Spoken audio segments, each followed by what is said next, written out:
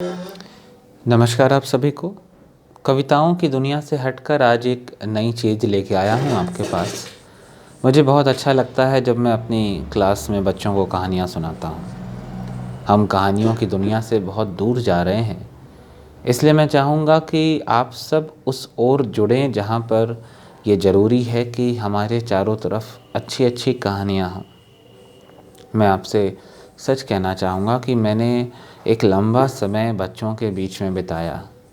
मैंने देखा कि किस तरह से एक छोटा सा बच्चा धीरे धीरे बड़ा होता है और परवरिश उसको कितना बदल देती है। बहुत मायने रखता है बच्चों की परवरिश का उनके जीवन में असर। मैं ये कहना चाहूँगा कि मेरे इन गुज़रे वर्षों में जितना भी समय मैंने स्कूल और कॉलेजों में दिया, सॉफ्टवेयर इंडस्ट्री में दिया, मुझे ऐसा लगता है कि अभी हो सकता हो कि मेरे पास पैसे उतने ना हों। मैं आपको इस 9 वर्ष के पहले दिन ये कहना चाहूँगा कि मैं एक बहुत समृद्ध परिवार से हूँ। मेरे परिवारजनों के पास बहुत पैसा है, मेरे भाइयों के पास बहुत पैसा है और मैं पैसे के पीछे नहीं दौड़ना चाहता। मैं चाहता हूँ कि इस देश को ना, इस समाज को थोड़ा-सा एक दिशा दे पाऊँ। अगर ऊपर वाले ने मुझे ये लिखने की शक्ति दी है, मुझे कवि बनाया है, तो जब मेरे परिवार के पास समृद्धि है, संपन्नता है, तो मुझे ऐसा लगता है कि कम से कम मैं तो ये कर सकता हूँ ना कि पैसे की दौड़ को एक किनारे रख के जो कुछ अच्छा हो सके मैं वो करूँ, तो मैं वही कर रहा हूँ। और मुझे खुशी है कि मैं एक बहुत बड़े समाधान तक पहुँचा हूँ। अक्सर मुझे ऐसा लगता है कि मेरे घर वालों और मेरे जो भी अज़ीज़ हैं, उन्हें ऐसा लगता था कि कोई अच्छी सी सरकारी नौकरी या कुछ ऐसा मिल जाता तो हम सेट हो जाते और उसके बाद बहुत सारी चीज़ें अच्छी हो जाती। लेकिन आप यकीन मानिए, मैं इन गुज़रे वर्षों में जब जब सवेरे उठ के अपने परमेश्वर से कुछ मांगा हूँ, तो मैंने वो समाधान मांगा है। मैं नौकरी नहीं खोज रहा था, मैं इस देश की समस्या का समाधान खोज रहा था। और आज इस वर्ष में, इस पहले दिन में मैं आपसे अपनी अंतरात्मा का सच बोलना चाहता हूँ कि इस देश में जितनी भी समस्या है या इस दुनिया में जितनी भी समस्या है, उस समस्या का समाधान आप सिर्फ 18 वर्षों में कर सकते हैं। आप स्कूलों में बच्चों को कक्षा पहली से लेके जब तक वो 18 साल के हो जा रहे हैं, आप उन्हें बहुत अच्छी शिक्षा दीजिए। उनको इतना मजबूत बनाइए कि ना वो अपने सिद्धांतों से डगमगाएं और ना अपने रास्ते से डगमगाएं। और आप देखेंगे आपके पास इतने ताकतवर नेता, इतने ईमानदार डॉक्टर और इंजीनियर मिल जाएंगे आपको कि आपको लगेगा कि शायद अब इस देश की रफ्तार को, अब इस देश के विकास की गति को कोई रोक नहीं सकता। और मैं उसी प्रयास में लगा हुआ हूँ कि मैं कम से कम कुछ ईमानदार ऑफिसर, डॉक्टर और नागरिक इस देश को दे सकूं। क्योंकि मैंने देखा कि बहुत सारी कंपनियां हैं, बहुत सारे इंस्टीट्यूट्स हैं जो आपके बच्चों को डॉक्टर, इंजीनियर, कलेक्टर सब बनाना चाहते हैं, लेकिन मुझे बहुत मुश्किल से ऐसा कोई संस्थान दिखता है जो गारंटी के साथ कहे कि हम आपके बच्चों को एक अच्छा इंसान बनाना चाहते हैं। और मुझे लगता है कि आज के वर्तमान समय में यही सबसे ज़्यादा ज़रूरी है कि हम अपने चारों तरफ इंसानों की बस्ती का निर्माण करें। क्योंकि कोरोना जैसी आपदाएं और ये सब चीज़ें आएंगी, बहुत आएंगी। अभी तो हम धीरे धीरे पैसे के लिए और ज़्यादा पागल होते जाएंगे। तो आपको ये बहुत ज़रूरी है कि आपके घरों में आपके चारों तरफ इंसान रहें, जो इंसानियत को समझें, जो आपकी भावनाओं को समझें। तो मैं उसी प्रयास में लगा हुआ हूँ।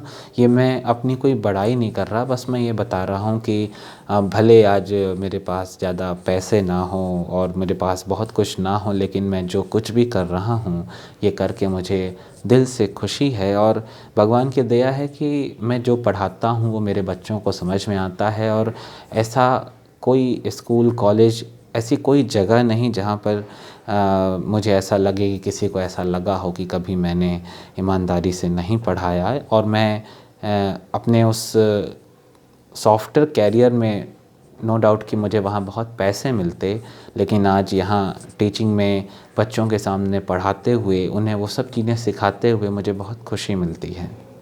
तो कभी कभी जब आप एक बहुत अच्छे परिवार से हों और आपके पास किसी भी सुख संसाधन की कमी ना हो, तो मुझे ऐसा लगता है कि उस परिवार के बच्चों को समाज को संभालने की दिशा में आगे बढ़ना चाहिए, क्योंकि इस देश को आपकी ज़रूरत है। अगर आप डॉक्टर हैं तो लोगों का मुफ्त में इलाज करिए। अगर आप नेता हैं तो अपने देश को सही दिशा पे लेके जाइए। अगर आप टीचर हैं, अगर आप इंजीनियर हैं, वो हर एक काम करिए ईमानदारी से कि आपको जाते जाते ये सुकून रहे कि आपने कुछ किया इस देश के लिए। और यकीन मानिए कि मैं जिस फैमिली से हूँ उसमें मैक्सिमम लोग ना कॉन्ट्रैक्टर हैं।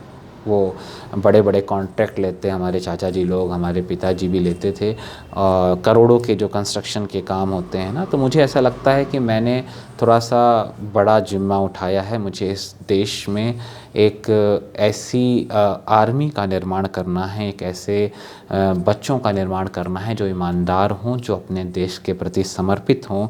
तो राष्ट्र निर्माण का ये कॉन्ट्रैक्ट मैंने खुद से अपने लिए लिया है, और मुझे इसके लिए कोई अलग से अपॉइंटमेंट नहीं चाहिए कि कोई मुझे कहे कि गौरव, तुम्हें आज से ये दायित्व दिया जाता है कि अब इस राष्ट्र का निर्माण करो। अगर मैंने एक बच्चे को भी अच्छे से पढ़ा दिया और उसे ईमानदार और अपने जीवन में सफल बना दिया, तो शायद मुझे ऐसा लगता है कि मेरा जीवन सफल समझूंगा मैं। तो इसी क्रम में मैं कुछ कहानियाँ लेके आऊँगा आपके लिए, अगर आपको पसंद आए तो।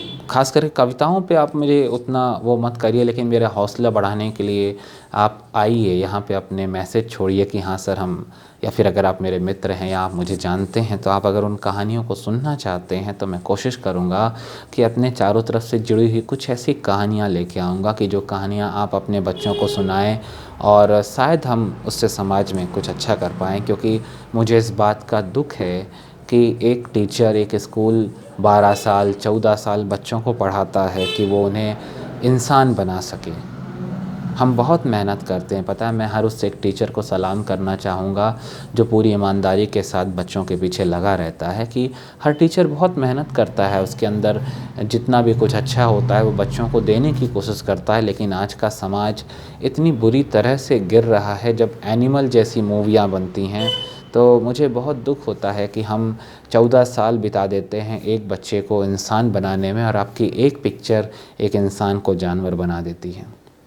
सोचने वाली बात है कि आप क्या कर रहे हैं। वो एक हीरोइन जो एक बहुत गंदा सीन देती है, आप उसे इतना फेमस कर देते हैं कि उसके बाद एक ऐसा क्रम चालू हो जाएगा, पता है आपको। आप इसका दूरगामी परिणाम नहीं सोच पा रहे हैं जो मैं सोच पा रहा हूँ। आपने उन पिक्चरों के कुछ सीन को अगर देखा होगा तो जिस तरह से उन्होंने स्कूल के बच्चे के हाथ में बंदूक को दिखाया है, आप कुछ दिनों बाद ये सारी घटनाएं स्कूलों में देखेंगे। जिस तरह से वो एक हीरोइन एक बहुत ही गंदा सीन दे रही है, बहुत ही बोलते हैं ना प्राइवेट सीन दे रही है, और आप उसे फेमस कर दे रहे हैं, आप उसे इतना हाईलाइट कर रहे हैं, उससे इतना ग्रोथ दिखा रहे हैं कि आगे जाके ऐसी कई हीरोइनें जो पहले इस तरह के सीन देने में हिचकती थी, उन्हें लगेगा कि यार ये तो कैरियर को अच्छी जगह पहुंचाने का रास्ता है, और आप समाज को एक बहुत नकारात्मक दिशा की ओर ले जाएंगे। आप जानवर बना रहे हैं इंसानों को, ऐसा मत करिए। क्योंकि हमारे पास इतनी बड़ी जनसंख्या को इंसान बनाने के लिए टीचरों की बहुत कमी है, आप नहीं बना पाएंगे। तो अगर फिल्म इंडस्ट्री तक कोई मेरी ये बात पहुंचा सकता है, वैसे हम लोग बहुत छोटे लोग हैं, हम लोग प्राइवेट टीचर हैं, और प्राइवेट टीचर इस देश में क्या होता है इस देश के लोग बहुत अच्छे से जानते हैं। फिर भी मुझे गर्व है कि मैं टीचर हूँ, और मैं यही कहूँगा कि अगर इस देश की कोई ताकत इन सिनेमा घरों को और इन पिक्चरों को और इन पिक्चर बनाने वालों को रोक सकती है तो रोकिए। अदरवाइज़ ये लोग आपके देश को संस्कारों से बर्बाद कर देंगे। आपको दुश्मनों से, उनके हथियारों से ज़्यादा खतरा नहीं है जितना खतरा आपको इन सारी पिक्चरों से है, इन सारे लोगों से है। तो अगर मेरी बात आप समझ सकते हैं, तो अगर मुझे लगता है कि कोई एक समझदार इंसान इसे फॉलो करे तो मुझे खुशी होगी। मैं जितना कर सकता हूँ मैं उतना करता रहूँगा, और मेरे दोस्तों का, मेरे अजीज़ों का, मेरे अपनों का मेरी हौसला अफजाई के लिए बहुत बहुत शुक्रिया। Thank you.